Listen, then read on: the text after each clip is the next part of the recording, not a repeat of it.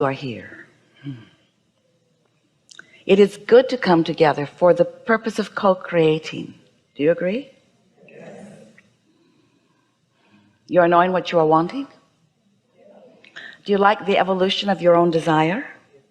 Really? We want you to, because when you are enjoying your own desire, that means that you are in the vibrational vicinity of it, so you are not resisting it, which means you are cooperating with your own desire. And when you are one of the cooperative components to your own desire, then you have the fun of witnessing the evolution of your desire, the becoming of your desire, the turning of the thoughts into things of your desire. And that's one of the primary reasons that you are here on this leading edge, in these physical bodies, out here where thoughts do manifest into what as humans you refer to as tangible. You can see it and hear it and smell it and taste it and touch it. It's all this juicy stuff of the physical leading edge. It's the leading edge. It's the furthest most expanded place where thoughts turn to things. And you knew it would be like that when you decided to participate here. You knew that you would focus part of your consciousness into this body, and that a larger part of your consciousness would remain non-physical. Sometimes you call that your soul or your inner being. We call it your inner being, source. So here you are, more than you really know for the most part. Most people don't understand the whole of who they are. So you decided to flow into this physical body, understanding that the larger part of you would remain non-physically focused. And as that larger part of you is non-physically focused, it's still from its non-physical vantage point focused here with you, with a perspective about where you are. But the difference between how you may be feeling in your human personality about something that you are focused upon in your moment in time, and how your inner being feels about the same situation in the same moment in time, are different. They don't have to be, but they often are different, because your inner being knows what the situation or the experience is calling from you. In other words, your inner being knows that every moment in time for you is a clarifying moment. It's an opportunity to experience the contrast and variety of life, which produces within you, really without you even needing to know that it is happening. Often you do recognize it, but desires are being born. Ideas of improvements are being born. Evolution is happening with you all day, every day. Expansion is bursting out of you in these vibrational rockets of desire. But most humans don't follow the thought of the desire. Instead, you stay focused in the reason that you want the improvement, which is pushing against something that's wrong. I need this because this is not good. So without meaning to, your attention is often more about the problem that you're wanting to solve, while your inner being's perspective is completely about the solution.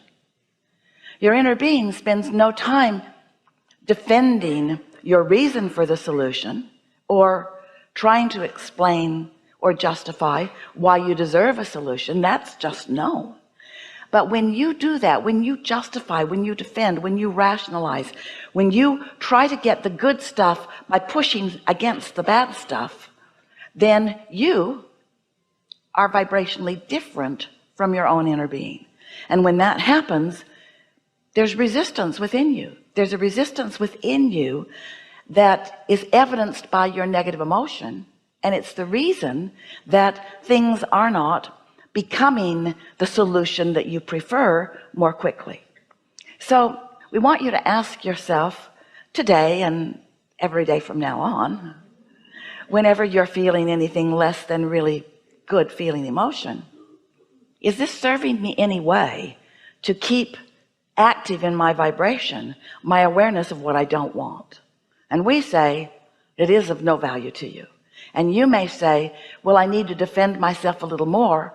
And then that's when we say to you, because you are trying to somehow support a greater feeling of worthiness than you really have accomplished. Whenever you are wanting to justify how hard it is, and that's why you need it to be easier, you are usually not really accepting the wholeness of your deservability. And that really, we want you to hear this, that's the primary reason that you so often are offering a different vibrational output than your inner being is about exactly the same thing. If you could just remember, and we're here to remind you, that you've come into the environment because more is what we are all about. We never get it done, and we cannot get it wrong. And the reason that it's never wrong is because it's never done. In other words, once something is experienced, then improvement is asked for. And the evolution of all species is exactly about that. We want you to take that into your consciousness.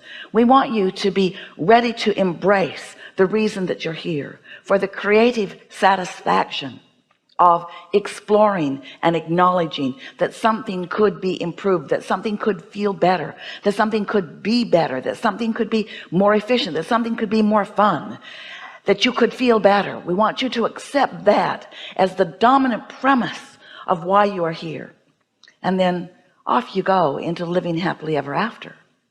We really want you to come to know, while we are here together today, that the satisfaction factor in your experience is the ultimate thing that we desire for you, and it is the ultimate thing that you desire for you too. Sometimes you get all focused upon service, and we're not guiding you away from service. We just want you to know that if you are not first and foremost looking to align with the whole of who you are, that you can be of very little value or service to anyone else or to yourself, unless it is the whole of you focused in any moment in time, so that you've got the leverage of this powerful energy that creates worlds. Then you are sort of just banging around like so many humans, wanting things to be better and using your action to try to make them better. But really, you accomplish so little with your action. You don't even know how little you are accomplishing with your action. Your action that is inspired from your alignment is really satisfying action, and it gives you the feeling. You know why you have the feeling? You know why you have the feeling that your action is so valuable? It's because the action, when it is inspired, is out here closer to the manifestation part of your physical life experience. We want today to call your attention to the contrast which causes you to give birth to a desire, the desire that then is tended to by your inner being, that exists in a vibrational non-place, a non-place that we refer to as your vortex, where cooperative components to your desire are gathered, unknown to you because you can't see them or hear them or smell them or taste them or touch them in those early vibrational stages. And as that vibrational expansion happens about all things that matter to you, you must find a way to prepare yourself vibrationally, like a scientist would prepare a petri dish, by preparing yourself to be able to receive what's in the vortex. You have to become a vibrational match to what's in the vortex before you can begin to receive what's in there. And that's why for so many people, you have a hard time accepting that this vibrational reality that exists, and that it is in the state of becoming, just like the farmer who puts the seed of corn in the ground, and he has expectation that if it is nurtured, that it will begin to grow to the point that he can actually see some of the plant, and that plant will become more and more and more until it will produce more corn. But he doesn't go to the soil where it is buried and demand it to show itself to him right after he puts it in the ground. He understands that there is a gestation period. He understands that there is an evolution period. And we want you to understand that there is this vibrational becoming period before it is able by you to be realized. In religious terms, you often refer to that phase of creation as faith. Faith in what is not seen. But we don't want it to be a blind faith. We want it to be a knowing faith. We want it to be a faith that is based in your understanding of the laws of the universe. We want you to base your expectation upon your understanding that you are the creator of your own reality, and that when life causes you to desire something, that the same life that has helped you to give birth to it, the same experience that has helped you to put it in this vibrational garden, so to speak, is the same life experience in which you will be able to realize it fully. If this time-space reality has inspired a desire within you, it can provide all of the evidence that you are looking for, but you have to look for it from the receiving mode. You can't look for it from the doubting mode. You can't look for it from the I don't have it mode. You can't look for it from the it's never been before for me mode. You can't look for it from the I feel so sorry for myself mode, or I am not worthy mode.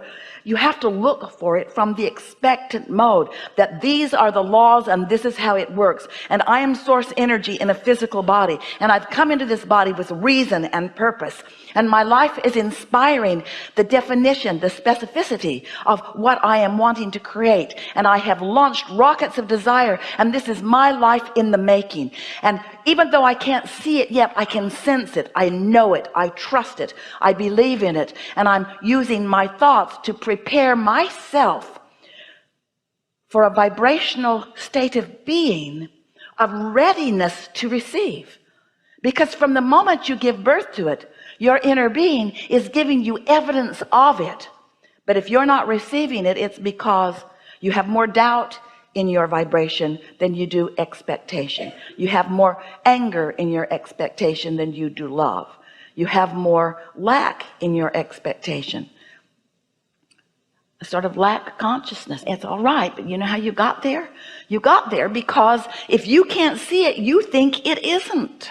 If the money isn't in your bank account, you logically say, my bank account lacks money, because it's hard for you to take credit for what's on the way.